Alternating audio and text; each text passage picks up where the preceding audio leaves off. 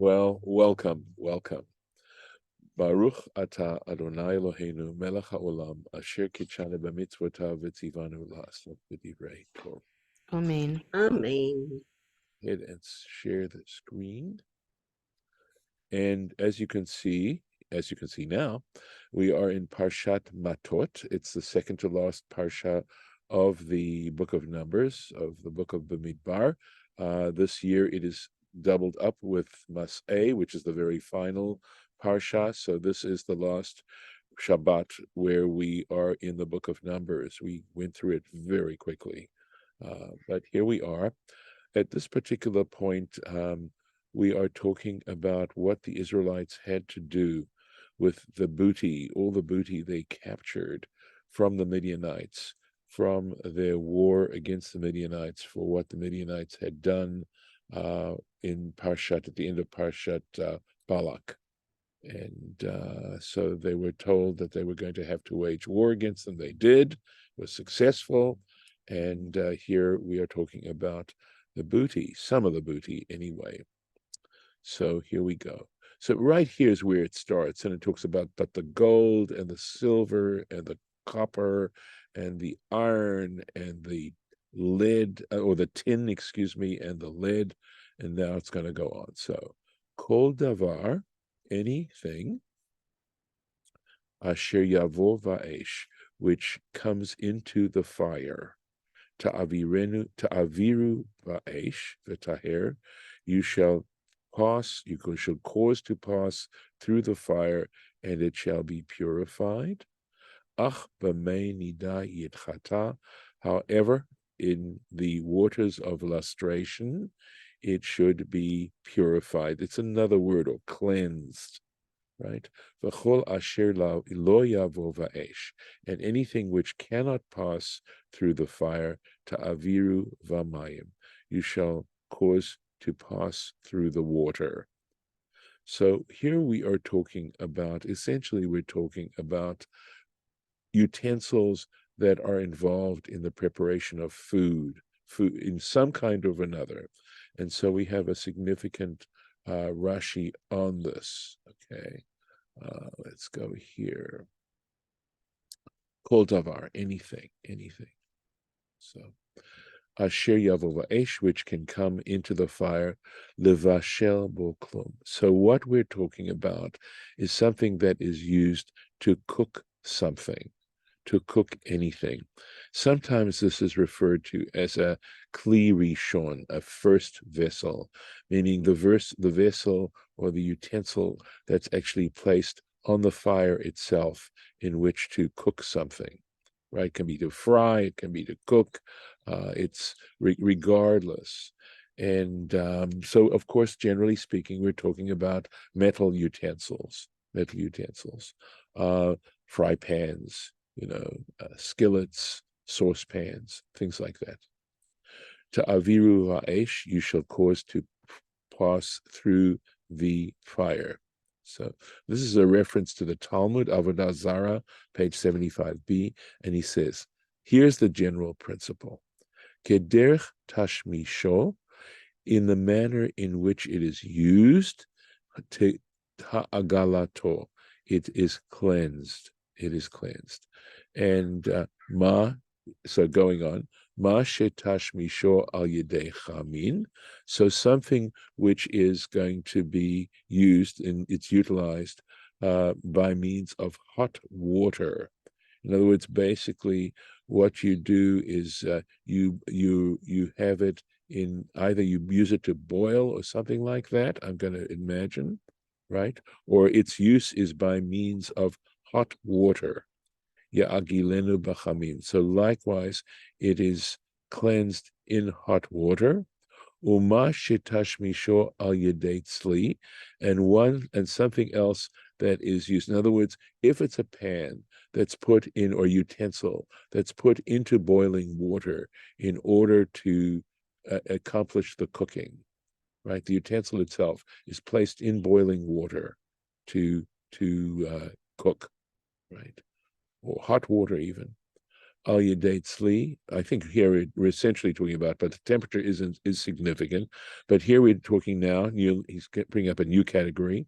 If it's used for roasting, kagun hashipud, for example, a spit, v'ha'askala, and a grill, yelbanenu ba'ur.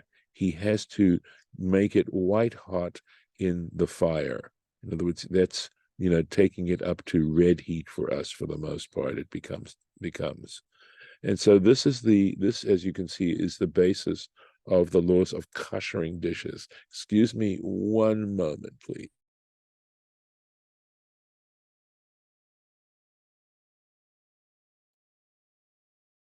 Thank you.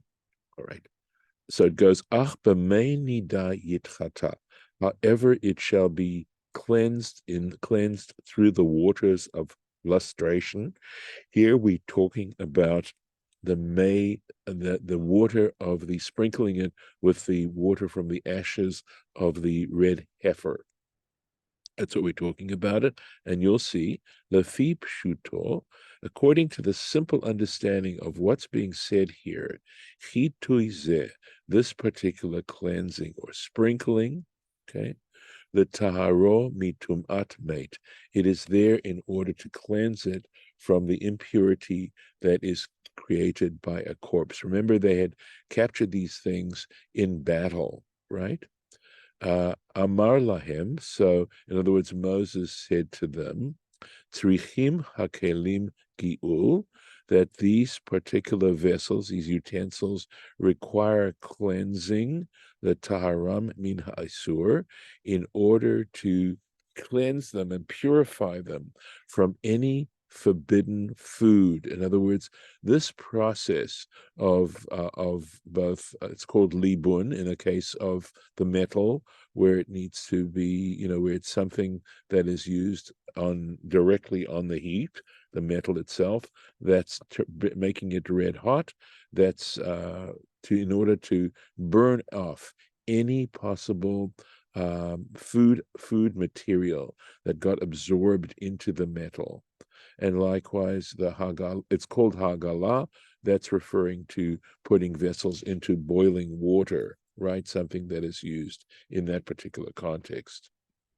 V'chitui l'taharan min hatuma. So it's a separate, here, according to the pshat, it's a separate act of cleansing to purify them from tum'ah, from impurity, from spiritual impurity. So the one is a physical impurity, that is to say, the forbidden food material that may have been absorbed into the utensil. And in this particular case, we're talking about spiritual, non-physical impurity. So, would forbidden food not cause spiritual impurity? That may well be, but remember, tumat mate is a whole different kind of thing, and it wouldn't be from that impurity. Yes, you are right.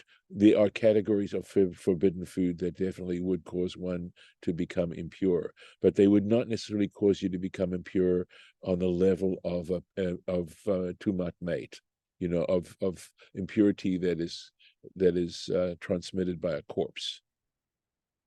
So that's the reason why we need this particular type of cleansing. Does that answer the question? Are you? Yes, it does. Great. Let's keep going.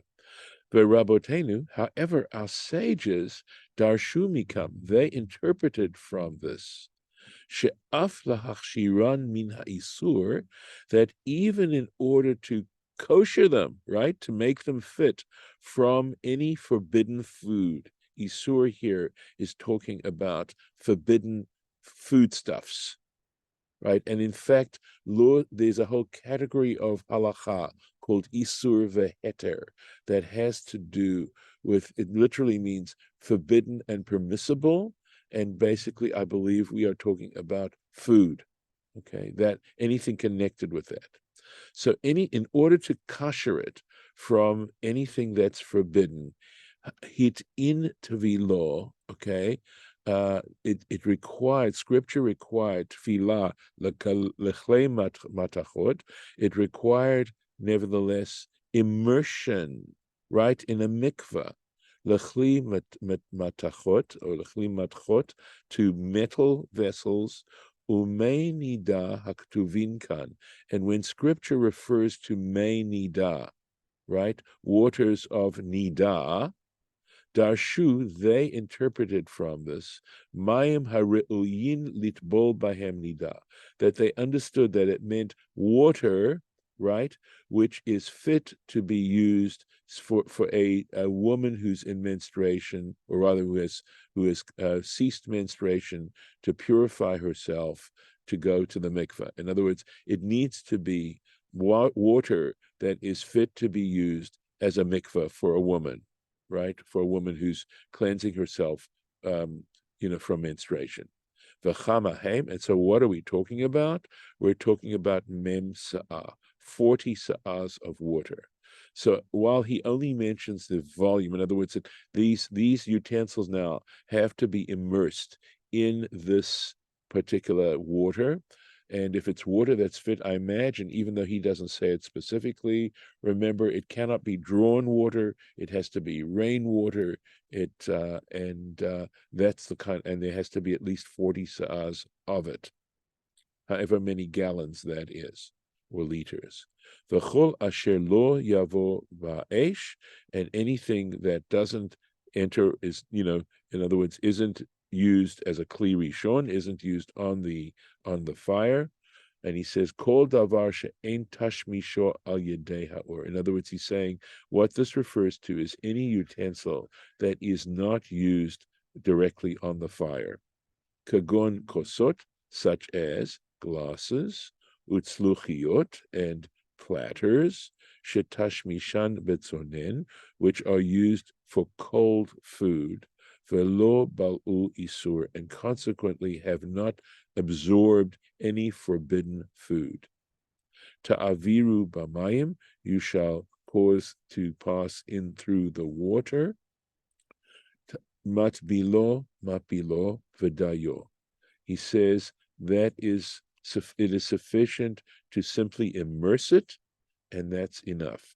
If it has been used cold, if this has been used cold, you only have to immerse it in the water, and that's sufficient. V'davka kli matchot. And here he says, and this refers only to metal utensils.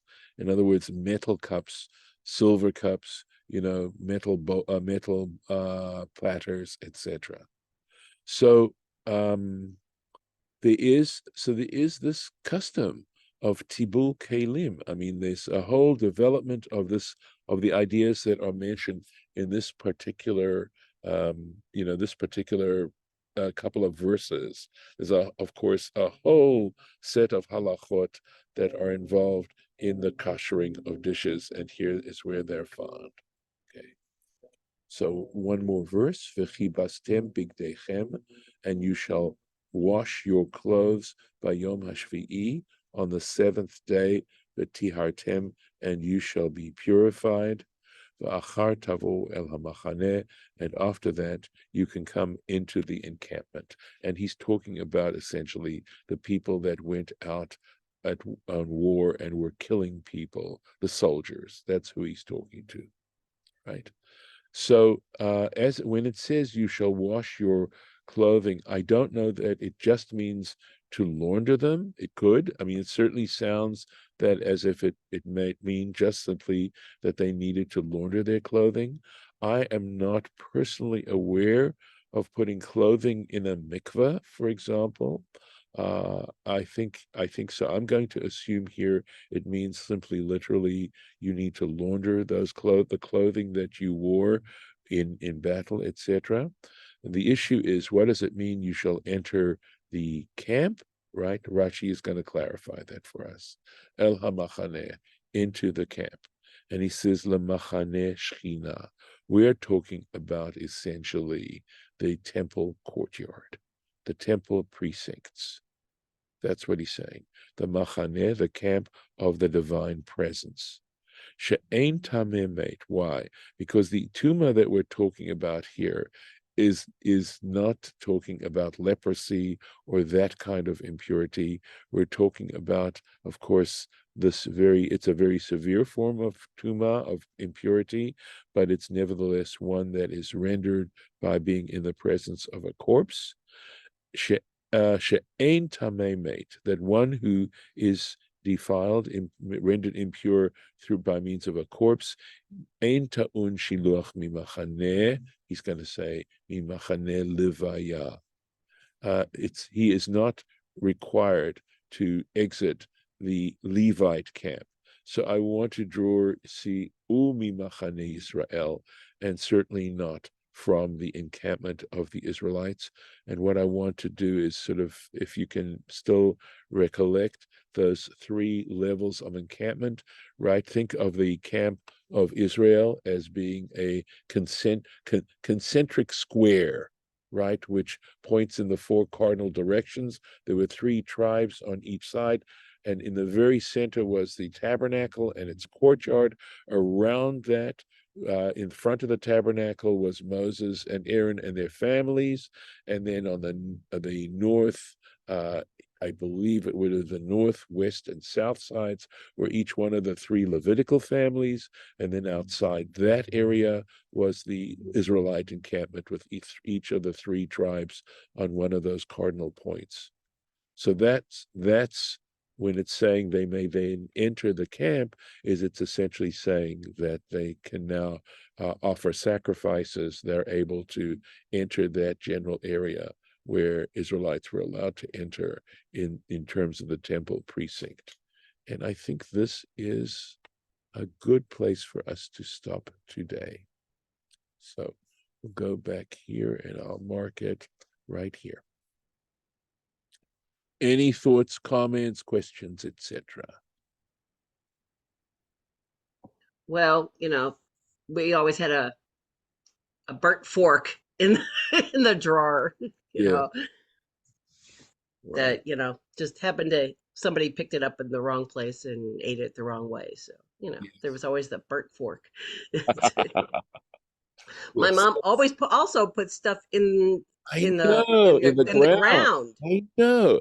I have yet to find, I may have found it and Right. forgotten about it, but I have yet to find the source of that. There's Of also, burying it for a year. yeah, I think it's just whatever. putting it out of service for a year. Maybe, but it seemed like there was some significance in putting it in the earth, which I have not found. Okay, but there is a fact. You're right that Right. time is also an issue involved in terms of kashering, right? In that you have to allow a certain period of time, and I'm assuming that also allows whatever is impure, whatever this material that was unkosher that was absorbed into these utensils has had time to, putrefy and deteriorate and no longer be Leach good. out. Well, it's not even that. It's just that it no longer is considered food anymore because it's, it's Right. sort of atrophied or whatever. So I'm going to stop the recording with this, and Oh.